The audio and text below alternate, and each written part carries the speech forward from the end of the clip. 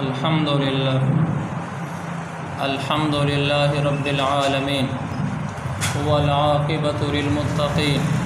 والصلاة والسلام علی رسولہ الکریم اما بعد فاعوذ باللہ من الشیطان الرجیم بسم اللہ الرحمن الرحیم قل ان کنتم تحبون اللہ فاتبعونی یحببکم اللہ وَيَغْفِرْ لَكُمْ ذُنُوبَكُمْ وَاللَّهُ غَفُورٌ رَحِيمٌ صدق اللہ العظیم وقال رسول اللہ صلی اللہ علیہ وسلم لا تكثر الضحك فإن كثرة الضحك تميت القلب او كما قال النبي صلی اللہ علیہ وسلم كما رواه البخاری فی الادب المفرد۔ میری بہنوں، یہ ہمارا ماہانہ پروگرام ہے جس میں تھوڑا سا اصلاحی بیان جو فرقہ واریت سے خالی ہوتا ہے، کسی پر تنقید اور اعتراض سے خالی ہوتا ہے، محض اصلاح کے لیے ہے کہ ہم سب کی اللہ تعالیٰ اصلاح فرما دے۔ اور اس کے ساتھ ہی ہم کچھ مسائل بیان کر دیتے ہیں اس پروگرام میں، اور آخر میں کوئی ایک دو وظیفہ بیان کر دیا۔ یہ ہمارے پروگرام کا خلاصہ ہوتا ہے، شروع میں کچھ بیان اور پھر اس کے بعد کچھ ضروری مسائل عورتوں سے متعلقہ، پھر گھر کے معاملات اور پریشانیوں الجھنوں سے متعلقہ کوئی ایک آدھ وظیفہ، اور آخر میں مستورات خواتین کی طرف سے کوئی مسائل ہوں کاغذ پر لکھے ہوئے ہمارے پاس آ جاتے ہیں تو ان کا جواب دے دیتا ہوں، پھر دعا کر کے ہم فارغ ہو جاتے ہیں۔ ہمارا یہ سارا عمل چونکہ 1 گھنٹے کا ہوتا ہے، اس لیے انشاءاللہ اسی میں ہی مکمل کریں گے۔ تو بنیادی بات یہ ہے کہ ہم سب اصلاح کے محتاج ہیں۔ مجھے بھی اصلاح کی ضرورت ہے، آپ کو بھی ضرورت ہے، ہم سب کو ضرورت ہے۔ اور آج ہمارا دل کا رخ 100% دنیا کی طرف بنا ہوا ہے، آخرت کی طرف بالکل نہیں ہے۔ برا نہ منانا، حقیقت یہی ہے کہ آخرت کی طرف بالکل نہیں ہے، کیونکہ جو ہمارا رخ آخرت کی طرف ہے تھوڑا بہت، وہ نہ ہونے کے برابر ہے۔ اور ہر وقت ہمیں یہ شوق ہے، ذوق ہے کہ ہمارا مال بڑھ جائے اور ہماری چیزیں گھر میں بڑھ جائیں، زیور ہیں تو وہ بڑھ جائیں، مرد ہیں تو ان کے کاروبار بڑھ جائیں۔ ہر آدمی کا اپنا ذوق ہے، مرد ہوں خواہ عورتیں ہوں، بس دنیاوی چیزیں بڑھانے کا ذوق ایسا غالب ہوا پڑا ہے جیسے ہم لوگوں نے مرنا ہی نہ ہو اور اس دنیا سے آگے کہیں جانا ہی نہ ہو، اور اسی میں انسان کرتے کرتے قبروں میں پہنچ جاتا ہے۔ ہمیں اپنے آپ کو آخرت کی طرف متوجہ کرنے کی ضرورت ہے۔ دنیا بھی ہم نے کمانی ہے، دنیا میں ہم نے کپڑا، لباس، زیور، کھانا، رہائش، یہ سب چیزیں استعمال کی ہیں اور ان کو کرنا ہے استعمال، لیکن ان کی محبت ہمیں غافل نہ کر دے، ان کے اندر حرص کا جذبہ ہمیں آخرت سے غافل نہ کر دے، جیسا کہ آج کر رکھا ہے کہ ایک آدمی کا دکان کا نقصان ہو جائے، سیل بکری کم ہو جائے، اس پر جتنا وہ پریشان ہوتا ہے اتنا اس پر کبھی پریشان نہیں ہوتا کہ اگر اس کی طرف سے شریعت کا کوئی حکم فوت ہو جائے، یعنی وہ شریعت کا کوئی حکم چھوڑ بیٹھے، آنکھ کے دیکھنے کے لحاظ سے، کان کے سننے کے لحاظ سے، زبان کے بولنے کے لحاظ سے، اگر وہ شریعت کا حکم چھوڑ بیٹھا ہے یا چھوڑ بیٹھی ہے، اس کا اتنا دکھ ہرگز نہیں ہوتا جتنا اس پہ دکھ ہوتا ہے کہ کوئی زیور گم ہو جائے، جتنا اس پہ دکھ ہوتا ہے کہ آدمی کا کوئی کاروباری نقصان ہو جائے۔ اس پہ سارے گھر والے بیٹھ کے فکر مند ہو جاتے ہیں کہ ہے ہمارا نقصان ہو گیا، حالانکہ یہ نقصان کوئی نقصان نہیں ہے، اس لیے کہ رزق تو ہم ماں کے پیٹوں میں تھے، رب نے وہیں لکھ دیا تھا، یہاں ہمیں حکم دیا کہ تم نے کمانا ہے اور ہم کمائیں گے انشاءاللہ اللہ کے حکم کی وجہ سے، لیکن ہماری زندگی کا منتہا یہی نہ ہو۔ تو میں عرض کر رہا تھا کہ کاروباری نقصان ہو جائے، پیسوں کا نقصان ہو جائے، گھر میں زیور چوری ہو جائے، زیور ٹوٹ جائے، جتنا اس کا نقصان ہوتا ہے اتنا شریعت کے حکم چھوڑنے کا نقصان نہیں ہوتا۔ حالانکہ حدیث میں آتا ہے منفاتتہ صلاۃ فکأنما وطر اہلہ ومالہ،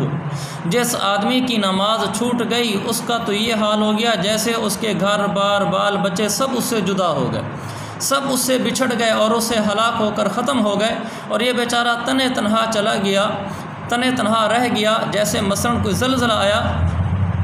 اور اس میں ایک آدمی کے گھر والے، اس کی بیوی فوت ہو گئی، اس کے بچے فوت ہو گئے، اس کے ماں بہن بھائی فوت ہو گئے، اور اس کا جو مال تھا اہلہ و مالہ، اس کی دکان تھی وہ گر گئی، گھر تھا وہ مٹی کے برابر ہو گیا۔ آپ خود سوچیں اور میں خود سوچوں کہ اگر ہم میں سے کسی آدمی کا یہ حال ہو کہ زلزلہ آئے اور اس کا سب کچھ چھوٹ کے رہ جائے، کچھ بھی نہ بچے، بیچارہ اکیلا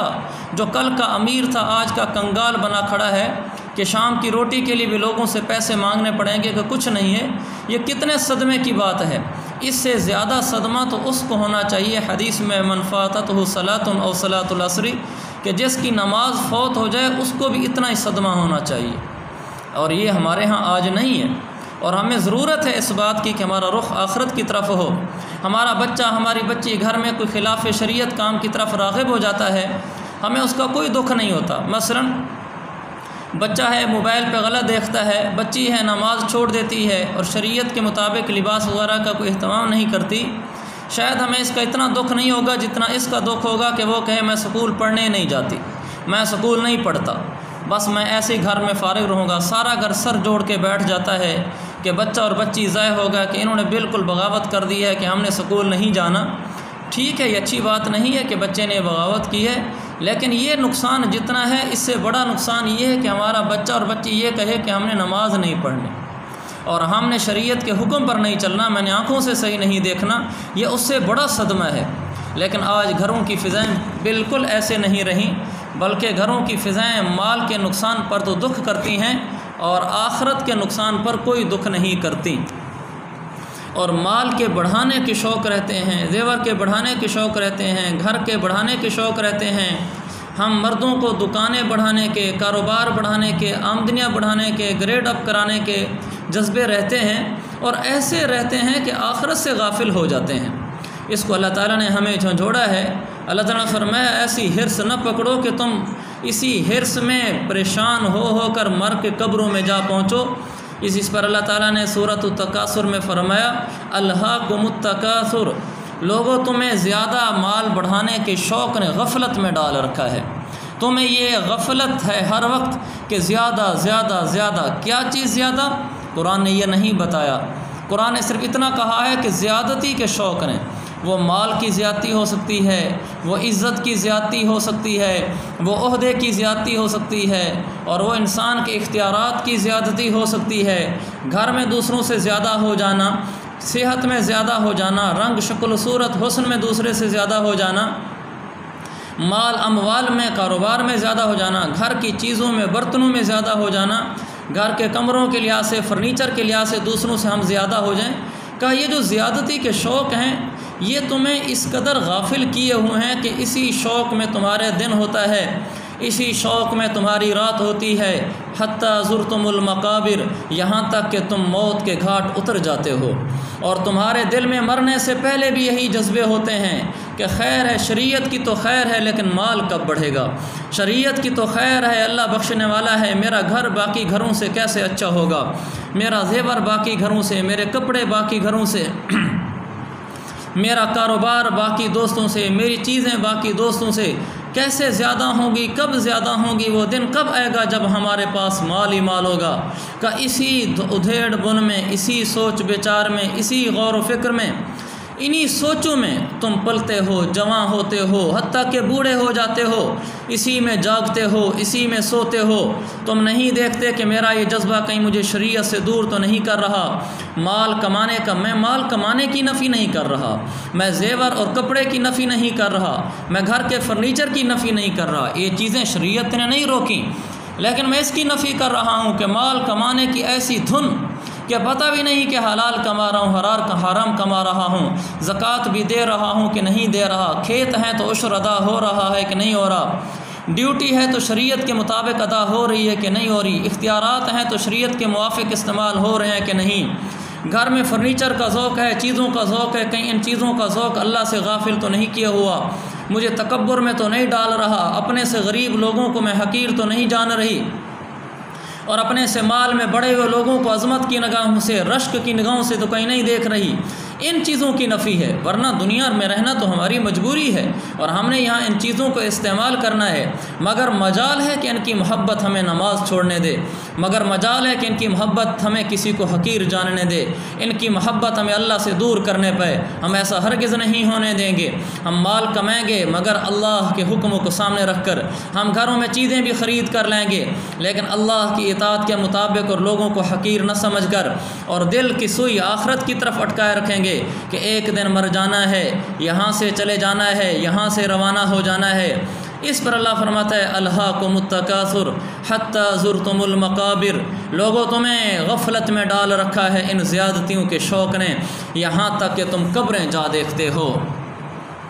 کلا سوف تعلمون، اللہ فرماتا ہے کچھ ہوش میں آؤ، کلا ہرگز تمہیں ایسا نہیں کرنا چاہیے کہ تمہیں مال کی حرص و ہوس میں ایسا نہیں بڑھنا چاہیے کہ تمہیں اللہ ہی بھول جائے، تمہیں شریعت ہی بھول جائے، تمہیں آخرت کا خیال تک نہ رہے۔ کلا ہرگز تمہیں ایسا نہیں کرنا چاہیے۔ سوف تعلمون، بہت جلد وہ وقت آنے والا ہے جب تمہیں پتہ چل جائے گا کہ مال اور ان چیزوں کی حرص و ہوس میں شریعت کو پس پشت ڈال کر دوڑنے والا اور شریعت کو آنکھوں کے سامنے رکھ کر دوڑنے والا، ان دونوں کے آخرت کے اندر انجام میں کیا فرق ہوگا؟ فرمایا سوف تعلمون، ان قریب تم اسے دیکھ لو گے کہ اللہ کی طرف دوڑ لگانے والے کامیاب ہوئے، دنیا کی طرف دوڑ لگانے والے ناکام ہوئے۔ تو میری بہنوں، ہمیں ضرورت ہے ہماری دوڑ آخرت کی طرف ہو، ہمارے شوق آخرت کے ہوں، ہماری رغبتیں، ہمارے جوش جذبے آخرت کے ہوں۔ تو اللہ تعالیٰ فرماتا ہے کلا سوف تعلمون ثم کلا سوف تعلمون، اللہ فرماتا ہے میں دوبارہ تمہیں کہتا ہوں کہ ہرگز تمہیں ایسا نہیں کرنا چاہیے، ہرگز تمہیں ایسا نہیں کرنا چاہیے کہ تم اللہ کے حکموں کو چھوڑ دیا کرو اور تم دنیا کے اندر محو رہا کرو، مگن رہا کرو، مست رہا کرو اور شریعت کا خیال نہ کرو، تمہیں ہرگز ایسا نہیں کرنا چاہیے۔ اے اللہ فرماتے ہیں لوگوں میں تمہیں دوبارہ کہتا ہوں ایسا نہ کرو۔ سوف تعلمون، بہت جلد وہ وقت آنے والا ہے تمہیں پتہ چل جائے گا کہ راتوں کو اٹھ کر تہجد پڑھنے والی اور راتوں کو سونے والی اور نمازوں کا اہتمام کرنے والی اور نمازیں نہ پڑھنے والی اور فیشن کے مطابق لباس بنانے والی اور سنت کے مطابق لباس بنانے والی، فیشن کے مطابق زیب و زینت کرنے والی، فیشن کے مطابق سر کے بال بنانے والی اور سنت کے مطابق اپنے جسم کی زیب و زینت اختیار کرنے والی، فیشن کے مطابق اپنے چال ڈھال اختیار کرنے والی اور سنت کے مطابق چلنے والی، اور لوگوں کے معاشرے کو دیکھ کر رشتہ داروں سے ملنے والی اور سنت کو دیکھ کر رشتہ داروں سے ملنے والی اور پردہ کرنے والی اور پردہ نہ کرنے والی۔ اللہ تعالیٰ فرماتا ہے زبان کی حفاظت کرنے والی اور زبان کی حفاظت نہ کرنے والی، شوہروں کی فرما برداری کرنے والی اور شوہروں کے سامنے اونچے بولنے والی، ماں باپ کی فرما برداری کرنے والی اور ماں باپ کی نافرمانی کرنے والی، اولاد کی شرعی طریقوں کے مطابق تربیت کرنے والی اور اولاد کو فیشنوں کے مطابق ڈھالنے والی۔ اللہ فرما رہا ہے سوف تعلمون، میرے بندوں اور بندیوں میں تمہیں دوبارہ کہتا ہوں عن قریب جان لو گے کہ یہ دو قسم کی عورتیں ہیں جن کی میں نے ابھی تفصیل عرض کی، ان دونوں کا انجام الگ الگ ہوگا، تم اسے اپنی آنکھوں سے دیکھ لو گے۔ تو میری بہنوں یہ دنیا عمل کی جگہ ہے، یہ دنیا عمل کی جگہ ہے۔ حضرت علی فرماتے ہیں ارتحلت الدنیا مدبرہ، لوگوں دنیا بھاگی جا رہی ہے، وارتحلت الآخرۃ مقبلہ، اور آخرت دوڑی آ رہی ہے، دنیا ہم سے چھوٹی جا رہی ہے۔ کسی کی عمر آج 25 سال، کسی کی 40، کسی کی 50-60 سال، کسی کے 40 سال بھاگ گئے، کسی کے 50 سال اسے بھاگ گئے اور آگے بچنے والے کسی کا سال بچا ہوا ہے، کسی کے 6 ماہ اور کسی کا ممکن ہے 1 دن بچا ہوا ہو۔ تو بہت جلد ہم یہاں سے روانہ ہونے لگے ہیں۔ وارتحلت الآخرۃ مقبلہ، اور آخرت ہماری طرف دوڑی آ رہی ہے، ہم بہت جلد آخرت کے منہ کی طرف داخل ہو کر آخرت کے پاس جا پہنچیں گے۔ ہم آخرت سے بھاگ نہیں سکتے، قیامت والے دن اللہ کے پاس جائیں گے، اللہ فرمائے گا این المفر، اب ذرا بھاگ کے دکھلاؤ کہاں بھاگتے ہو، تمہارے پاس کوئی بھاگنے کی جگہ ہے؟ تو کوئی بھاگنے کی جگہ نہیں ہوگی، انسان کے ہوش و حواس اڑے ہوئے ہوں گے۔ یوم یفر المرء من اخیہ وامہ وابیہ وصاحبتہ وبنیہ، اس دن انسان اپنے باپ کو دیکھے گا تو بھاگے گا کہ میں اپنے باپ کے قریب جاؤں تو کہیں یہ مجھ سے نیکی نہ مانگ لے۔ ایسے ہی جانوروں کی طرح، جیسے جانور چھوڑ دیا گیا ہو، بے مہار جانور ہو، بے رسی کے جانور ہو، اس کی کوئی منزل، کوئی ٹھکانہ، کوئی راستہ نہیں ہوتا، وہ ایسے ہی بس بلا منزل دوڑا جا رہا ہوتا ہے۔ اس دن انسان بھی قیامت والے دن ایسے دوڑ رہے ہوں گے، باپ کو دیکھ کر بھاگے گا کہ کہیں نیکی نہ مانگ لے، ماں کو دیکھ کر بھاگے گا، وہ بنی ہی بیٹوں کو دیکھ کر، بیٹیوں کو دیکھ کر بھاگے گا، وہ صاحبت ہی اپنے ساتھ رہنے والی بیوی کو دیکھ کر بھاگے گا۔ زندگی بھر کا ساتھ رکھنے والے آخرت میں ایک دوسرے سے دور بھاگ رہے ہوں گے۔ کیا ہو رہا گا؟ لِكُلِّ امْرِئٍ مِّنْهُمْ يَوْمَئِذٍ شَأْنٌ يُغْنِيهِ، اس دن ہر انسان کو اپنی پڑی ہوئی ہوگی کہ ہے میرا کیا ہوگا، میرا کیا ہوگا۔ میری بہنوں، وہ دن بڑا قریب آنے والا ہے، وہ دن دور نہیں ہے۔ اسی کے بارے میں حضرت علی نے فرمایا، ارتحلت الدنیا مدبرہ، لوگوں دنیا دوڑی جا رہی ہے، ورتحلت الآخرت مقبلہ، اور آخرت بھاگی آ رہی ہے، ان قریب ہم آخرت کی طرف منتقل ہونے والے ہیں۔ حضرت علی رضی اللہ عنہ میں مسجد کے اندر چلے جاتے، محراب میں کھڑے ہو جاتے، داڑھی پکڑ لیتے، رات کا اندھیرا چھا جاتا تو اپنے داڑھی پکڑ کر سسکیاں بھر بھر کر ایسے روتے اور تڑپتے تھے، یتململو کتململ السلیم، ایسے تڑپتے تھے جیسے سانپ کا ڈسا ہوا تڑپتا ہے، اور کہتے تھے آہن آہن، ہے افسوس، من قلت الزاد، میرے پاس اعمال نامہ بڑا تھوڑا ہے، زاد راہ بڑا تھوڑا ہے، وطول سفر، اور آخرت کا سفر بڑا لمبا ہے، میں نے بڑا دور جانا ہے، لیکن نیکیوں کا میرے پاس سامان بڑا تھوڑا ہے، ہے علی کا کیا ہوگا، علی کا کیا ہوگا، یہ کہتے تھے، رہتے تھے، روتے رہتے تھے، تڑپتے رہتے تھے۔ میری بہنوں کو اکیلا انہوں نے نہیں مرنا تھا، وہ تو بخشے ہوئے لوگ تھے، مرنا ہم نے ہے جن کے بخشنے اور نہ بخشنے کی کوئی خبر نہیں ہے۔ آج میں بھی غافل ہوں آخرت سے، میری بہنوں ہم سارے ہی غافل ہیں۔ آخر وہ کون سا دن ہوگا کہ جس دن ہم جاگیں گے؟ وہ کون سا وقت آئے گا جب ہمیں ہوش آئے گا اور ہم کہیں گے کہ اے اللہ بس مجھے سمجھ آ گئی ہے۔ حضرت جنید بغدادی کے کئی واقعے مشہور ہیں۔ ایک واقعہ ان کے بارے میں یہ بھی آتا ہے کہ وہ ڈاکو تھے اور وہ سفر کے ساتھ جا رہے تھے، رات کو ایک جگہ پڑاؤ ڈالا ہوا تھا تو وہاں ڈاکے کے سفر پر تھے۔ ایک اللہ والا قریب کہیں کھڑا تھا اور وہ عبادت میں مصروف تھا اور نفل پڑھ رہا تھا تہجد میں، اور تہجد میں جب وہ اس آیت پر پہنچا، الم یعنی للذین آمنوا ان تخشع قلوبہم لذکر اللہ، کیا ایمان والوں کے لیے ابھی یہ وقت نہیں آیا کہ وہ اللہ کے آگے جھک جائیں؟ بس اس کی آیت نے جنید بغدادی کے دل پہ ایسا اثر کیا کہ وہیں اٹھ کر کھڑے ہو گئے، قافلے میں زور زور سے کہنے لگے، قد آنا قد آنا قد آنا، وہ وقت آ گیا ہے، وہ وقت آ گیا ہے۔ تو میرے عزیز بہنوں، میری بہنوں اور بھائیوں، تو وہ کہنے لگے قدان وقت آ گیا ہے، وقت آ گیا ہے، بس میں نے توبہ کر لی، میں نے توبہ کر لی، میں اللہ کے آگے جھک گیا۔ اور پھر ایسے اللہ کے نیک بندے بنے کے زمانے نے دیکھا۔ میری بہنوں، میرے اوپر وہ وقت کب آئے گا؟ آپ کے اوپر وہ وقت کب آئے گا؟ جس دن ہم یہ فیصلہ کریں گے کہ انشاءاللہ آج سے آئندہ میں کوئی گناہ نہ کروں گی، آج سے آئندہ اللہ کی نافرمانی نہ کروں گی، شوہر کی نافرمانی نہ کروں گی، اولاد کی اچھی شریعت کے مطابق تربیت کروں گی، اولاد بیٹے بیٹیوں کے لباس بھی شرعی ہوں گے، گھروں میں غلط چیزیں ہمارے نہیں بجیں گی، غلط چیزیں ہم نہ دیکھیں گے نہ سنیں گے، اور ہمارے گھروں میں نماز کسی کے نہ چھوٹے گی، اذان آئے گی تو سر پہ دوپٹے کر لیں گی، روزانہ ایک وقت مقرر کر کے ہم تلاوت کریں گی، فیشن سارے چھوڑ دیں گی، بے پردگیاں چھوڑ دیں گی، اور اگر زکوٰۃ نہیں دیتی تو زکوٰۃ دینا شروع کر دیں گی، رمضان کے روزے چھوٹے ہیں تو روزے رکھیں گی، اور آئندہ زندگی میں روزے کبھی نہ چھوٹیں گی۔ اگر رشتہ داروں کے گھروں میں آنا جانا بند ہے، بس آج سے آئندہ ایسا نہ کروں گی، اپنی بہن بھائیوں کے گھر، خالہ کے گھر،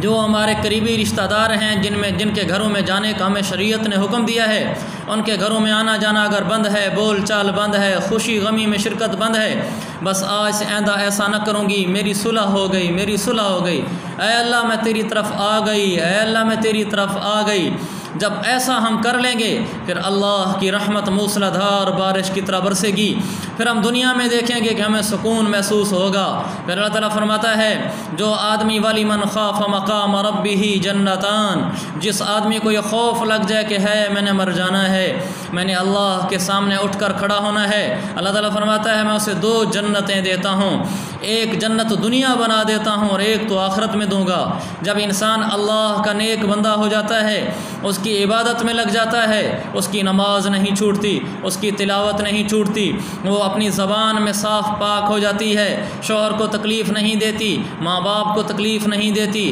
پڑوسیوں کو تکلیف نہیں دیتی، شریعت کے احکامات کا پورا خیال رکھتی ہے، نیک بن جاتی ہے، اللہ کا خوف دامنگیر ہو جاتا ہے۔ اللہ فرماتا ہے جنتان، میرا یہ وعدہ ہے کہ دنیا کی زندگی کو تیرے لیے جنت بنا دوں گا۔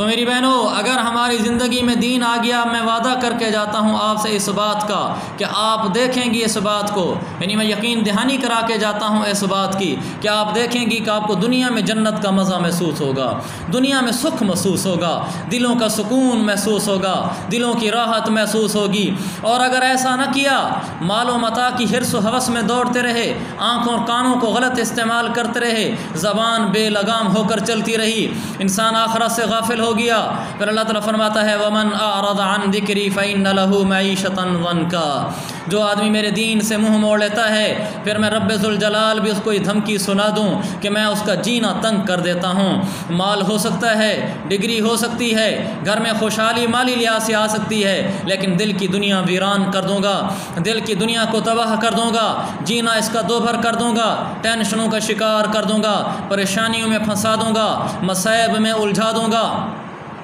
اور اس کی زندگی اس کے لیے پریشانی کا سبب بن جائے گی، اس لیے کہ اس نے اللہ کو چھوڑا ہے تو اللہ نے اس کو چھوڑ دیا ہے۔ ابھی مال اور حسن کے باوجود، ڈگری اور عہدے کے باوجود، گھر میں سب کچھ ہونے کے باوجود پریشان ہوگی، اور دل کی دنیا ویران ہوگی اور بے چین ہوگی، ٹینشنوں اور مصائب کا شکار ہوگی، اس لیے کہ اس نے اللہ کو چھوڑا ہے تو اللہ نے اس کو چھوڑ دیا ہے۔ میری بہنوں، یہ قرآن حدیث کی تعلیمات ہیں۔ جو اللہ کا بندہ اور اللہ کی بندی اللہ کے ہو کے رہ جاتے ہیں، اللہ اس کا ہو جاتا ہے، پھر اللہ اس کی دنیا اچھی بناتا ہے، اللہ اس کی دنیا اچھی بناتا ہے اور آخرت بھی اچھی بناتا ہے۔ اللہ تعالیٰ فرماتا ہے من عمل صالحا من ذکر او انثی، میرا جو بندہ ہو یا بندی ہو، اللہ نے واضح لفظوں میں کہا او انثی، چاہے مؤنث ہو کوئی عورت ہو، نیک بن جائے، وہو مؤمن، ایمان کی شرط ہے، بس مسلمان ہو اور نیک ہو۔ اللہ نے فرمایا مجھے اپنی ذات کی قسم فَلَنُحْيِيَنَّهُ حَيَاةً طَيِّبَةً، میں اپنی ذات کی قسم کھا کر کہتا ہوں اور میں رب ذوالجلال وعدہ کرتا ہوں۔ اس قرآن کی آیت میں اللہ نے دونوں چیزیں کہیں، ایک کہا کہ میں رب ذوالجلال قسم کھاتا ہوں، لہذا میری بات پہ یقین کرنا، پھر اللہ تعالیٰ فرماتا ہے میں وعدہ کرتا ہوں، لہذا میری بات پہ یقین کرنا، کیا کہ جو بھی میرا بندہ اور بندی نیک ہو جائیں گے، علماء اور مفتیان سے پوچھ کر شریعت کے مطابق زندگی گزاریں گے، ان کا جینا، ان کا دنیا میں رہنا سہنا، ان کے معاملات اور لین دین، ان کے بول چال اور ان کے لباس اور ان کے گھروں کی ثقافت، سب کچھ شریعت کے مطابق ہو جائے گی۔ رب ذوالجلال کہتا ہے مجھے اپنی ذات کی قسم، میرا وعدہ ہے لَنُحْيِيَنَّهُ حَيَاةً طَيِّبَةً، میں دنیا میں اس کو ایک پاکیزہ، صاف ستھری، خوبصورت، خوشحال زندگی دے دوں گا۔ یہ میرے رب کا وعدہ ہے، اور واللہ لا یخلف المیعاد، ان اللہ لا یخلف المیعاد۔ اللہ وعدے کی خلاف ورزی نہیں کرتا، اللہ وعدوں کا پکا ہے، اللہ وعدوں کا سچا ہے۔ ومن اصدق من اللہ قیلا ومن اصدق من اللہ حدیثا، اللہ جو کہتا ہے وہ کر کے دکھلاتا ہے، اللہ جو بولتا ہے وہ سچ بولتا ہے۔ تو اللہ نے فرمایا تم میرے بندوں اور بندی ہو، تم نیک بن کر مجھے دکھلا دو، شریعت کو اپنے سینے سے لگا لو، میں تمہیں اپنی رحمت کے سینے سے لگا لوں گا، پھر تمہیں ایسی پاکیزہ زندگیاں دوں گا کہ تم خود میرے شکر میں ڈوب جاؤ گے کہ اللہ کیا زندگی دی ہے تو نے مجھے، اور لوگ تم پر رشک کریں گے، اور موت کا وقت جب تمہارے اوپر آئے گا تو میں پھر تمہارے پاس فرشتے بھیجوں گا، میں کہوں گا میری نیک بندی آ رہی ہے، فرشتہ جا اس کی روح ایسے قبض کرنا کہ یہ میرے پاس سے پھولوں کا گلدستہ لے جا۔ تو فرشتہ جب اللہ کے ہاں سے روانہ ہوتا ہے اللہ کی نیک بندی کی روح لینے کے لیے، لوگ یہاں پریشان ہو رہے ہوتے ہیں، اس کا آخری وقت ہے، آخری وقت ہے، اور اس کو خوشخبریاں دینے کے لیے فرشتہ روانہ ہوتا ہے، اپنے ساتھ 500 فرشتوں کی جماعت لیتا ہے، ہاتھ میں پھولوں کے گلدستے لیتا ہے۔ جب اللہ کے اس نیک بندے اور نیک بندی کے پاس پہنچتا ہے جس نے ساری زندگی خواہشات کو توڑا، لباس شریعت کے مطابق، بول چال شریعت کے مطابق، نہ کبھی نماز چھوٹی، نہ روزہ چھوٹا، نہ زکوٰۃ چھوٹی، حج تھا تو حج نہ چھوٹا، شریعت کے احکام کی پابند بن کر چلتی رہی، رشتہ داروں سے لڑتی نہیں تھی، شوہر کی اطاعت کرتی تھی، ماں باپ کی فرما بردار و خدمت گزار تھی، اولاد کی اچھی دینی تربیت کرتی تھی، اور گھر میں ایک صالحہ خاتون تھی۔ جب اس کی موت کا وقت آتا ہے تو پھر فرشتہ 500 فرشتوں کے ہمراہ پھولوں کا گلدستہ لے کر اس کے منہ کے قریب آتا ہے اور اس کو پھول سونگھاتا ہے۔ یہ پھول سونگھنے لگتی ہے تو فرشتہ آرام سے اس کی روح نکال لیتا ہے، اور 500 فرشتے اس اللہ کی نیک بندی کی روح کو یہ پھولوں میں ڈال کر اللہ کے پاس لے جاتے ہیں۔ جب اللہ کے پاس روح پہنچتی ہے اللہ تعالیٰ فرماتا ہے فادخلی فی عبادی، پیچھے سے پڑھتا ہوں، اللہ تعالیٰ کو فرماتا ہے یا ایتھا النفس المطمئنہ، اے میری وہ نیک بندی جو میری شریعت پہ ساری زندگی مطمئن رہی، ارجعی الی ربک راضیۃ مرضیہ، آج تو میرے پاس آئی ہے، تو دنیا میں مجھ پہ راضی رہی، میری شریعت پہ راضی رہی، میرے حکموں پہ راضی رہی، تیری اپنی کوئی رضا نہ تھی، تو نے میری رضا میں اپنی رضا کو فنا کر دیا تھا، تیری کوئی خواہش نہ تھی، تیرا کوئی جذبہ نہ تھا، تیری کوئی چاہتیں نہ تھیں، تیرے جذبے اٹھتے تھے، تیری چاہتیں بھی اٹھتی تھیں دوسری عورتوں کی طرح، مگر مجال ہے کہ تو اپنی چاہت پوری کرتی تو اپنی خواہش کو دبا کے، اپنی چاہت کو دبا کے میرے حکم کے آگے جھک جایا کرتی تھی۔ میری بندی میں دیکھتا تھا تجھے دنیا میں، ارجعی الی ربک راضیہ، تو مجھ پہ راضی رہی، اور آج میں یہ کہنا چاہتا ہوں مرضیہ کہ میں تجھ سے راضی ہو گیا ہوں۔ فادخلی فی عبادی، میری بندی آجا، میں نے اپنے نیک بندے اور بندیوں کا ایک جہان بنایا ہے،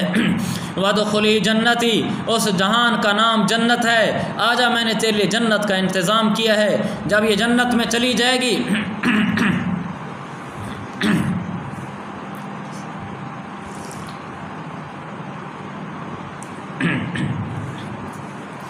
جب یہ جنت میں چلی جائے گی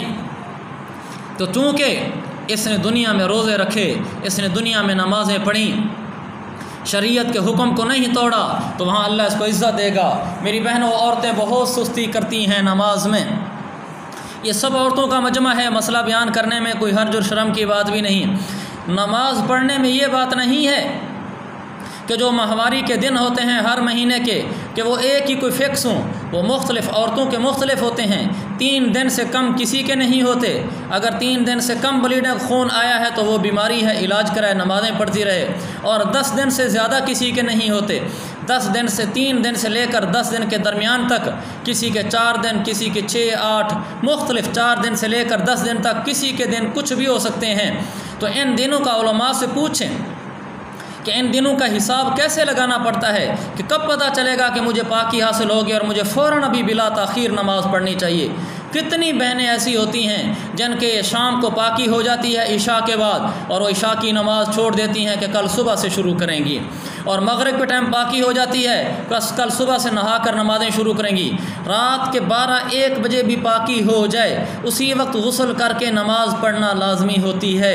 اسی طرح روزوں کا مسئلہ ہے کہ روزے ان دنوں میں کتنے روزے چھوڑنے ہوتے ہیں، جتنے دن ناپاکی کے ہوں صرف اتنے دن چھوڑنے ہوتے ہیں، اور یہ جو ناپاکی کے دن ہیں یہ ایک ہی فکس نہیں رہتے، یہ عورتوں کے بدلتے رہتے ہیں۔ کبھی ایک عورت کی عادت 6 دن ہے، ممکن ہے اسی عورت کی عادت 2-4 مہینے بعد 7 دن ہو جائے، پھر 8 دن ہو جائے، اور یہ بھی ہو سکتا ہے کہ گھٹ کر 5 دن ہو جائے۔ اس پر بڑی کڑی نظر رکھنی ہوتی ہے کہ میری ناپاکی کب شروع ہوئی اور میری پاکی کب شروع ہوئی، یہ مسائل علماء سے معلوم کرنے چاہیے، ورنہ گھر میں بہشتی زیور کتاب رکھ لیں، اور بہشتی زیور کتاب میں یہ سارے مسائل تفصیل کے ساتھ لکھے ہوئے ہیں، جس مسئلے کی سمجھ نہ آ رہی ہو، یا جو مسئلہ وہاں سے سمجھ نہ آنے کے علاوہ مل نہ رہا ہو، وہ علماء ماشاءاللہ موجود ہیں، اپنے مردوں کے ذریعے ان سے پوچھوا لیں۔ تو میں عرض کر رہا تھا کہ نمازوں کا پورا اہتمام ہو، روزوں کا پورا اہتمام ہو، یہ نہیں کہ ساری زندگی کے لیے طے کر رکھا ہے کہ بس جب مجھے ایام شروع ہوتے ہیں میرے تو 6 دن ہی ہوتے ہیں، میرے تو 7 دن ہی ہوتے ہیں، 6-7 دن مسلسل نمازوں کی چھٹی اور رمضان میں روزوں کی چھٹی۔ اس کا صحیح پورا حساب لگائیں، اس کے مطابق نماز روزے چھوڑیں، اور پھر فوراً پاکی کے بعد روزے شروع کر دیں اور نمازیں شروع کر دیں۔ البتہ ان ناپاکی کے دنوں میں جو نمازیں چھوٹ جاتی ہیں ان نمازوں کی بعد میں قضا نہیں ہوتی، اور جو روزے چھوٹ جاتے ہیں ان روزوں کی بعد میں قضا کرنا ضروری ہوتی ہے۔ تو میں عرض کر رہا تھا یہ اللہ کی نیک بندی جب پہنچے گی جنت میں تو وہاں جا کر، یہ تو وہ ہے جس نے نمازیں نہیں چھوڑی تھیں، روزے نہیں چھوڑے تھے، زکوٰۃ بنتی تھی زکوٰۃ نہیں چھوڑی تھی، بول کی اچھی اور میٹھی تھی، بول اچھے بولنے والی تھی، اچھا بول ہوگا جنت ملے گی۔ اگر بول ترش ہوا، بول سخت ہوا، کبھی وہ باپ سے لڑتی ہے، کبھی بیٹوں سے لڑتی ہے، کبھی شوہر سے الجھتی ہے، کبھی ہمسائی خاتون سے الجھتی ہے، کبھی بہنوں سے الجھتی ہے، کبھی بھائی سے الجھتی ہے، زبان کی بد زبان ہے، تو اس کے لیے جنت کا داخلہ بند ہے۔ امام بخاری نے حدیث نقل کی ہے، کچھ لوگوں نے کہا یا رسول اللہ ہمارے اس پڑوس میں ایک عورت رہتی ہے، وہ بڑی نیک عورت ہے، روزے بہت رکھتی ہے، نفلیں بہت پڑھتی ہے، عبادت گزار ہے، لیکن ایک اس میں خامی ہے کہ بس زبان ہے، اس کی زبان کی وجہ سے پڑوسیوں کو تکلیف پہنچتی ہے، جو زبان میں آتا ہے غصے میں کہہ دیتی ہے اور اگلے لوگوں کو ٹھیس پہنچتی ہے، تکلیف پہنچتی ہے۔ اس تہجد گزار، اس روزے دار خاتون کے بارے میں آپ کیا فرماتے ہیں؟ میرے پاک پیغمبر آقا مدنی صلی اللہ علیہ وسلم نے فرمایا، لوگ اس کو بتا دو ہی من اہل النار، یہ عورت جہنمی ہے، اس کی نمازیں، اس کے روزے اس کو نہیں بچا سکیں گے جہنم سے۔ تو انہوں نے کہا یا رسول اللہ، ایک دوسری عورت ہے، وہ صرف فرض نمازیں، فرض روزے پڑھتی رکھتی ہے، باقی زیادہ تلاوتیں، زیادہ نفلیں، اذکار نہیں کرتی، لیکن اس میں ایک خوبی ہے کہ زبان کی وہ میٹھی ہے، زبان پہ کنٹرول کرنے والی ہے، اس کے پڑوسیوں کو، ہمساؤں کو، اس کے ساتھ رہنے والے لوگوں کو اس کی زبان سے تکلیف نہیں پہنچتی، غصہ آئے تو برداشت کر جاتی ہے، غصہ آئے تو پی جاتی ہے، تانے کا جواب تانے سے نہیں دیتی، گلے کا جواب گلے سے نہیں دیتی، کوئی اس کو ستائے وہ آگے سے ستاتی نہیں ہے، چپ کر کے کڑوے گھونٹ پی لیتی ہے۔ اس کے بارے میں کیا حکم ہے؟ میرے پیغمبر آقا مدنی نے فرمایا، اس کو بتا دو ہی من اہل الجنہ، یہ عورت جنتی ہے۔ میری بہنوں، جنت میں جانے کے لیے زبان کے بول کا میٹھا ہونا ضروری ہے۔ اکثر عورتیں اسی کا شکار ہوتی ہیں کہ ان کی زبانوں سے جو بول نکلتے ہیں وہ ناشکری کے ہوتے ہیں، شوہر کی ناشکری کے۔ زبان سے جو بول نکلتے ہیں اولاد کو لان تان کرنے کے ہوتے ہیں، زبان سے جو بول نکلتے ہیں وہ اپنی نند کو اور اپنی بھابھی کو اور اپنے ہمسایوں کو تکلیف دینے والے ہوتے ہیں، اپنے سسر اور ساس کو تکلیف دینے والے ہوتے ہیں۔ جو عورت زبان کی تیز ہوتی ہے اور دوسروں کو تکلیف دینے والی ہوتی ہے، میری بہنوں، یہ جہنم کا راستہ ہے، اور جو زبان کی میٹھی ہوتی ہے یہ جنت کا راستہ ہے۔ جو میں عرض کر رہا تھا، یہ نیک عورت جنت میں پہنچے گی، اس نے زبان سے کسی کو تکلیف نہ دی تھی، نمازیں بھی پڑھی تھیں، روزے بھی رکھے تھے، لباس، بال، زیب و زینت سب شریعت کے مطابق تھا، تو جنت میں اس کا بڑا پروٹوکول ہوگا۔ کیا پروٹوکول ہوگا؟ کہ جنت کی حوریں، ان کا درجہ اس نیک اللہ کی بندی سے کم ہوگا۔ پھر یہ وہاں جا کر جب وہاں جنت کی حوریں آئیں گی اور ان کا مقام ان سے کم اور ان کا مقام ان سے زیادہ، تو اس کی وجہ پوچھی جائے گی تو وہ کہیں گے نحن الصائمات، ہم نے روزے رکھے ہیں تم نے روزے نہیں رکھے، نحن المصلیات، ہم نے نمازیں پڑھی ہیں تم نے نمازیں نہیں پڑھی، ہم نے وضو کیے ہیں تم نے وضو نہیں کیے، ہم نے صدقے زکوٰۃ دی ہیں اللہ کے نام پر تم نے یہ نہیں دیے۔ تو چونکہ انہوں نے اللہ کے نام پر یہاں نمازیں، روزے، زکوٰۃ کی ہوگی اور جنت کی حوروں نے تو یہ کیا نہیں، لہذا جنت کی حور کا درجہ ضرور ہے مگر اس اللہ کی نیک بندی سے کم ہوگا۔ اللہ اس کو دنیا میں بھی سکھ سکون دے گا، اللہ اس کو مرنے کے بعد بھی سکھ سکون دے گا۔ تو میری بہنوں، ہم نے مر جانا ہے، یہاں سے چلے جانا ہے، ہم نے یہاں رہنا نہیں ہے، اس لیے میں ضرور گزارش کروں گا کہ آپ پکی نیت کر کے جاؤ، یہاں سے پکا عزم کر کے جاؤ، آج سے آئندہ اللہ کی نافرمانی نہیں کروں گی، آج سے آئندہ کوئی گناہ نہیں کروں گی، شریعت کی خلاف ورزی نہیں کروں گی، نمازیں ساری پڑھوں گی چاہے جیسا کیسا ہو، روزے سارے رکھوں گی چاہے جیسا کیسا ہو، زکوٰۃ فرض ہے علماء سے پوچھ کر تو دوں گی، اور اگر حج فرض ہے تو حج کروں گی، اور اپنی زبان سے کسی کو تکلیف نہ دوں گی، اولاد کی تربیت اچھی کروں گی۔ انشاءاللہ یہ سب کچھ ہم کر لیں گے، پھر دنیا بھی اللہ جنت بنا دے گا، اللہ آخرت بھی جنت بنا دے گا۔ میری بہنوں، جیسے غصہ نکالنے کا ایک مزہ ہے، غصہ نکالنے پر ایک اندر آدمی کو ایک ٹھنڈک سی محسوس ہوتی ہے اسے شیطان کی طرف سے کہ دل اب ہمارا صحیح ہو گیا ہے غصہ نکال کر۔ واللہ غصہ پینے کا مزہ اس سے زیادہ ہے، غصہ پینے کا مزہ اس سے زیادہ ہے، صرف ایک شرط کے ساتھ کہ اللہ کی رضا کے لیے غصہ پیے، اس لیے غصہ پیے کہ اللہ نے غصہ پینے کا حکم دیا ہے، لہذا میں غصہ پیتی ہوں۔ جب ایسا غصہ کرتا ہے، ایسا غصہ پی جاتی ہے اور ہنس کر غصہ پی جاتی ہے، تو اس پر اللہ اس کو مزہ عطا فرماتا ہے۔ ہنس کر پی جا ایام کی تلخی کو اے ناصر، کہ غم کے سہنے میں بھی قدرت نے مزہ رکھا ہے۔ تو میری بہنوں، جب آدمی ایام کی تلخی کو ہنس کر پی جاتا ہے تو پھر اللہ اس پریشانی اور اس غصے میں بھی ایک مزہ رکھ دیتا ہے۔ ہم نے چونکہ یہ مزے دیکھے نہیں ہیں، اس لیے ہمیں صرف نافرمانیوں کے مزے معلوم ہیں، ہمیں فرما برداریوں کے مزے معلوم نہ ہو سکے۔ اللہ مجھے بھی یہ مزے محسوس کرائے، ان کا ادراک کرائے کہ شریعت پہ چلنے میں بھی ایک مزہ ہے۔ ہمیں زندگی کو اپنا کر تو دیکھیں، پھر دیکھیں کہ یہ کیسی زندگی اور اس میں کیا کچھ رکھا ہوا ہے۔ تو آج میری بہنوں میں سب سے گزارش کروں گا، پکی نیت کر کے جائیں کہ آج سے آئندہ نماز نہیں چھوڑیں گی۔ جو روزے چھوٹ گئے ہیں رمضان میں ساری بہنوں کے آگے دست بستہ گزارش کرتا ہوں، بلا تاخیر اپنے وہ روزے رکھنے شروع کر دیں۔ اور زندگی میں بالغ ہونے کے بعد سے لے کر اب تک جتنی نمازیں چھوٹی ہیں ان نمازوں کی قضا کرنا شروع کر دیں۔ اول ما یحاسب بہ العبد یوم القیامت الصلاۃ، قیامت والے دن سب سے پہلے جس چیز کا حساب ہوگا وہ نماز ہے۔ فَإِن صَلُحَتْ صَلُحَ سَائِرُ عَمَلِهِ، اگر نمازیں ٹھیک نکلیں تو سارے اعمال ٹھیک نکلیں گے۔ وَإِن فَسَدَتْ فَسَدَ سَائِرُ عَمَلِهِ، اگر نمازیں ٹھیک نہ نکلیں تو سارے اعمالوں کا معاملہ الجھ جائے گا۔ اس لیے بالغ ہونے کے بعد سے لے کر اب تک جتنی نمازیں ہیں ان ساری نمازوں کا حساب کر کے جو ان میں سے چھوٹ گئی ہیں ان کی قضا کرنا شروع کر دیں۔ اور ہم سے مسئلہ پوچھ لیں کہ قضا نماز کیسے پڑھی جاتی ہے، میں بتا ہی دیتا ہوں، وہ کوئی مشکل نہیں ہے۔ صرف فرضوں کی قضا کرنی ہے، سنتوں کی قضا بھی نہیں ہے، نفلوں کی قضا بھی نہیں ہے۔ ظہر کی 12 رکعتیں ہیں، قضا میں صرف ظہر کے 4 فرض پڑھیں گے، عصر کے صرف 4 فرض، مغرب کے 3 فرض، عشاء کے 4 فرض اور 3 وتر، اور فجر کے 2 فرض، صرف یہ قضا کرنے ہیں اور کچھ نہیں قضا کرنی۔ ان میں جو دن ایام کے تھے ان کی نمازیں معاف ہیں، ایام کے علاوہ جو باقی دنوں کی نمازیں ہیں وہ نمازیں قضا کریں۔ اور بالغ ہونے سے لے کر اب تک جتنے روزے رمضان کے چھوٹے ہیں، چاہے وہ ان ماہانہ ایام کی وجہ سے چھوٹے ہوں یا ویسے سستی کی وجہ سے چھوٹے ہوں، ان سارے روزوں کی قضا کریں کہ ان روزوں کی قضا کرنا لازم ہوتی ہے۔ اسی طرح اگر کوئی زکوٰۃ فرض تھی اور وہ زکوٰۃ ادا نہیں کی تو وہ زکوٰۃ ادا کریں، اس لیے کہ زکوٰۃ کا بھی قیامت والے دن حساب کتاب ہوگا۔ حج تو زندگی میں ایک ہی دفعہ فرض ہوتا ہے، اگر وہ نہیں تھا تو ہو جائے۔ اور اگر کسی کو سخت سست کہا ہے تو اس سے معافی مانگ لیں، اس سے اللہ کی بارگاہ میں بھی توبہ کریں اور اس سے بھی معافی مانگیں۔ تو میں کچھ مسائل عرض کر رہا تھا چھوٹی ہوئی نمازوں کے بارے میں، چھوٹے ہوئے روزوں کے بارے میں کہ ان کی قضا کرنی ہے، اور نماز کی قضا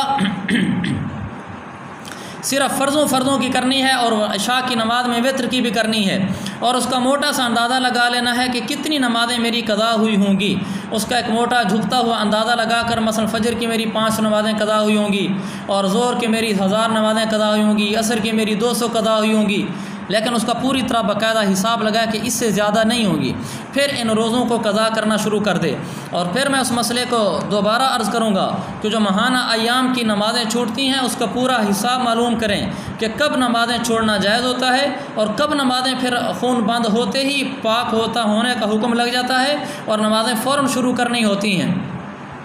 ان چیزوں کا ضرور پورے لحاظ سے اس کا اہتمام کریں۔ اور اس طرح وضو غسل کے دوران اگر کوئی ہاتھ میں چھلا پہنا ہوا ہے، کوئی انگوٹھی پہنی ہوئی ہے تو اس کو ہلا لیا جائے تاکہ اس کے نیچے سے پانی گزر جائے۔ اگر انگوٹھی چھلے وغیرہ کو نہیں ہلایا گیا تو پھر اس کا وضو نہ ہوا۔ ایسی غسل کے دوران اگر کان میں ناک میں کوئی زیور پہنا ہوا ہے تو اس کو ہلا لیں تاکہ سوراخ کے اندر پانی چلا جائے، کیونکہ کان کے سوراخ میں اور ناک کے سوراخ میں جہاں زیور پہنا ہوا ہے اگر اس جگہ کو نہ ہلایا اور پانی اندر نہ گیا تو اس کا غسل نہیں ہوا۔ مہندی لگائی ہوئی ہے، مہندی کو اتارنے کی ضرورت نہیں ہے، مہندی کے اندر سے پانی گزر جاتا ہے۔ نیل پالش لگائی ہوئی ہے تو نیل پالش لگانا شریعت میں گناہ نہیں ہے، زیب و زینت کے لیے اگر کوئی عورت لگا لیتی ہے تو کوئی حرج کی بات نہیں ہے، لیکن اس کو اگر وضو کرنے کا وقت آ جائے تو جو ریموور ملتا ہے اس سے اس نیل پالش کو اتار لے، کیونکہ نیل پالش پوری ایک تہ بن جاتی ہے جو پانی کو نیچے جسم تک پہنچنے سے روکتی ہے، تو اس تہ کی وجہ سے وضو نہیں ہوتا۔ جب وہ نیل پالش اتر جائے گی تو پانی نیچے جسم تک پہنچ جائے گا، وضو ہو جائے گا۔ آٹا گوندتے ہوئے جو انگلیوں میں آٹا خشک ہو کر جم جاتا ہے، وضو کرنے سے پہلے اس کو گیلا کر کے سارے آٹے کو انگلیوں سے باہر نکالنا ضروری ہوتا ہے، تاکہ ایسا نہ ہو کہ خشک آٹے کے اندر سے پانی نہ گزر سکے اور جسم کا کوئی حصہ خشک رہ جائے جہاں تک پانی پہنچانا ضروری تھا۔ اگر وہاں پانی نہ پہنچا، وضو تھا تو وضو نہیں ہوگا، غسل تھا تو غسل نہیں ہوگا۔ ان سب چیزوں کا خیال کرنا ضروری ہوتا ہے۔ اسی طرح اگر سر کے بال کھلے ہوئے ہیں، اس حالت میں غسل ہو رہا ہے تو سر کے سارے بالوں کا گیلا ہونا ضروری ہے، اور اگر اس کو پیچھے سے بالوں کو جوڑا باندھا ہوا ہے، اس کا پیچھے سے بال جیسے مینڈیاں بنا لیتی ہیں، ان بالوں کو اچھے طریقے سے باندھا ہوا ہے، پھر غسل کے دوران سارے بالوں کا گیلا ہونا ضروری نہیں ہے۔ اگر بالوں کی جڑیں بھی گیلی ہوگی تو بھی غسل ہو گیا ہے، کوئی حرج کی بات نہیں ہے۔ تو اپنے وضو میں اور اپنے غسل میں ان چیزوں کا خیال کرنا ضروری ہے۔ اسی طرح نماز کے اندر بہت ساری ہماری بہنیں ایسا کرتی ہیں کہ فرض بھی بیٹھ کر پڑھتی ہیں۔ دیکھیں میری بہنوں، جو عورت کھڑے ہو کر نماز پڑھ سکتی ہے وہ عورت اگر بیٹھ کر فرض پڑھتی ہے تو اس کی نماز بالکل نہیں ہوتی،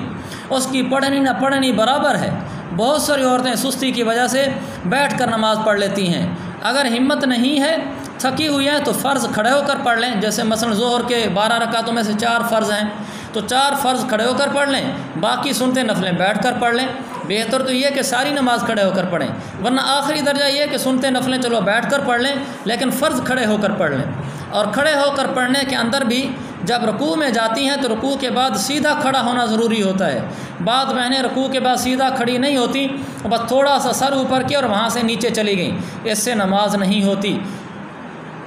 اسی طرح سجدہ ہے، سجدہ کرنے کے بعد دوسرا سجدے سے پہلے سیدھا اٹھ کر بیٹھنا ضروری ہوتا ہے۔ اگر ایک سجدہ کرنے کے بعد دوسرے سجدے سے پہلے سیدھا اٹھ کر نہیں بیٹھی، ایک سجدہ کیا اور تھوڑا سا سر اٹھا کر دوبارہ پھر دوسرا سجدہ کر دیا تو اس بہن کی نماز نہیں ہوئی۔ تو نماز کے رکوع کے بعد سیدھا کھڑا ہونا بھی ضروری ہے اور سجدے کے بعد سیدھا بیٹھنا بھی ضروری ہے۔ اور لباس بھی ایسا ہو نماز کے دوران کہ سر پہ جو دوپٹہ پہنا ہوا ہے اس سے بالوں کی رنگت نظر نہ آئے، یعنی ایسا باریک دوپٹہ نہیں ہونا چاہیے، اور بازو بھی ایسے چھوٹے نہیں ہونے چاہیے کہ جس سے بازو کا کچھ سا ظاہر ہو رہا ہو، صرف ہاتھ نظر آ رہے ہوں، ہاتھ کے علاوہ باقی پورا بازو گٹوں تک پورا یہ ڈھکا ہوا ہو۔ یہ ضروری باتیں ہیں جو مسائل کی روح سے میں نے عرض کرنی تھی۔ آخر میں ایک وظیفہ عرض کر دیتا ہوں۔ بعض ماں بہنیں پریشان ہوتی ہیں کہ اولاد کی وجہ سے، کہ اولاد فرما بردار نہیں ہوتی، بچہ فرما بردار نہیں ہوتا، تنگ کرتا ہے، پریشان کرتا ہے، یا اس کی وجہ سے پریشان ہیں، یا یہ خواہش ہے کہ جب ہماری اولاد بڑی ہو تو ہمارے لیے پریشانی کا سبب نہ بنے۔ تو ان کے لیے گزارش یہ ہے کہ وہ ہر فرض نماز کے بعد 3 دفعہ یہ دعا پڑھ لیا کریں، ربنا هب لنا من ازواجنا وذرياتنا قرۃ اعین واجعلنا للمتقین اماما۔ یہ سورۃ الفرقان ہے، یہ جہاں سورۃ 19ویں پارے میں 19ویں پارے میں سورۃ الفرقان جہاں ختم ہو رہی ہے، ختم ہونے سے 3-4 آیتیں پہلے یہ آیت ہے جو میں نے آپ کو بتائی ہے۔ 19واں پارہ سورۃ الفرقان کی بالکل آخری آیتوں میں یہ آیت ہے، ربنا هب لنا من ازواجنا وذرياتنا قرۃ اعین واجعلنا للمتقین اماما۔ یہ جو بیان میں یہاں کرتا ہوں یہ بیان یہاں ریکارڈ بھی ہو رہا ہوتا ہے، اور ہمارا ایک واٹس ایپ گروپ ہے جس میں ہم یہ بیان بھیجتے بھی ہیں، اور ایک یوٹیوب چینل ہے جس پہ ہم یہ اپلوڈ بھی کرتے ہیں۔ یہ بات مجھے ابھی اس لیے خیال آ گیا کہ ممکن ہے بعض بہنوں کو یہ دعا بھول جا کے پتہ نہیں کون سی بتائی تھی، یا کوئی میرا بیان کیا وہ مسئلہ بھول جا کے پتہ نہیں کون مسئلہ کس طرح بتایا تھا، تو وہ اس کو منگوا سکتی ہیں اس بیان کو اور اس کو سن سکتی ہیں، اور گروپ میں ایڈ ہونا چاہیں تو بھائی علی صاحب کے ذریعے سے اپنے مردوں کے ذریعے سے وہ نمبر بھی ایڈ کروا سکتی ہیں، تو یہ مسائل وہاں دوبارہ بھی سنے جا سکتے ہیں۔ یہ چند ضروری مسائل تھے، اور یہ آخر میں ایک وظیفہ تھا جو میں نے عرض کیا ہے۔ وظیفے کے سلسلے میں پھر عرض کروں گا، پہلے بھی عرض کیا تھا، اس کی ضرور کوشش کریں کہ وظیفہ جب پوچھنا ہو تو کسی عالم اور مفتی سے پوچھیں، ہر آدمی سے وظیفہ نہ پوچھیں۔ بہت سارے لوگ علاقے میں وظیفہ بتانے والے شمار ہوتے ہیں کہ یہ صاحب بڑے وظیفے بتاتے ہیں، لیکن ان بیچاروں کی اپنی زندگی شریعت کے مطابق بھی نہیں ہوتی، اور وہ خود قرآن و حدیث کے علم سے واقف بھی نہیں ہوتے۔ بعض دفعہ ایسے وظیفے بتا دیتے ہیں جو شریعت کے بھی خلاف ہوتے ہیں۔ وظیفہ وہ ہونا چاہیے جو قرآن و حدیث کے مطابق ہو، جیسے میں نے آپ کو قرآن کی آیت بتائی ہے، ان وظیفوں کا فائدہ بھی ہوتا ہے اور آخرت بھی بنتی ہے۔ اور جو وظیفے خلاف شریعت ہوتے ہیں، ایسے پوچھنے والے کا بھی جرم ہے شریعت کے لحاظ سے کہ اس نے اس آدمی سے کیوں وظیفہ پوچھا ہے جو خود قرآن و حدیث کا علم ہی نہیں رکھتا، وہ دوسرے کو کیا وظیفے بتائے گا۔ اللہ تعالیٰ مجھے اور آپ کو ہم سب کو علماء کے ساتھ جڑ کر چلنے کی توفیق عطا فرمائے، اور قرآن و سنت والے وظیفوں پر چلنے والا بنائے، اور قرآن و سنت کے مسائل پر عمل کی توفیق بھی عطا فرمائے۔ میں آخر میں پھر گزارش کروں گا اپنی بہنوں سے، یہاں سے توبہ کر کے جائیں کہ یا اللہ آج سے آئندہ نماز نہیں چھوڑوں گی، روزے نہیں چھوڑوں گی۔ جن بہنوں کے روزے اس رمضان میں چھوٹے تھے وہ بہنیں بھی اس کی کوشش کریں کہ ابھی سے ان روزوں کو رکھنا شروع کر دیں، اور ساتھ ہی شوال کے 6 روزے ہیں، آدھا شوال تقریباً یا آدھے سے کچھ کم باقی ہے۔ جو آدمی رمضان کے روزے رکھے، حدیث میں ہے من صام رمضان ثم اتبعہ 6 من شوال کان کصیام الدہر،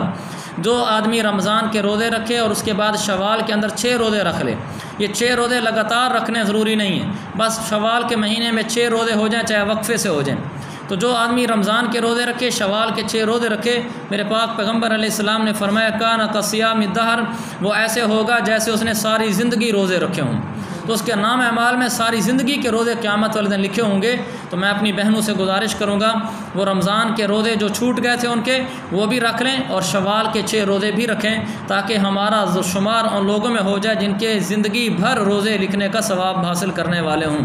اللہ تعالیٰ مجھے اور آپ ہم سب کی توفیق عطا فرمائے۔ وآخر دعوانا ان الحمد للہ رب العالمین۔ جن بہنوں نے مسائل پوچھنے ہیں وہ کاغذ پر لکھ کر یہاں بھجوا دیں۔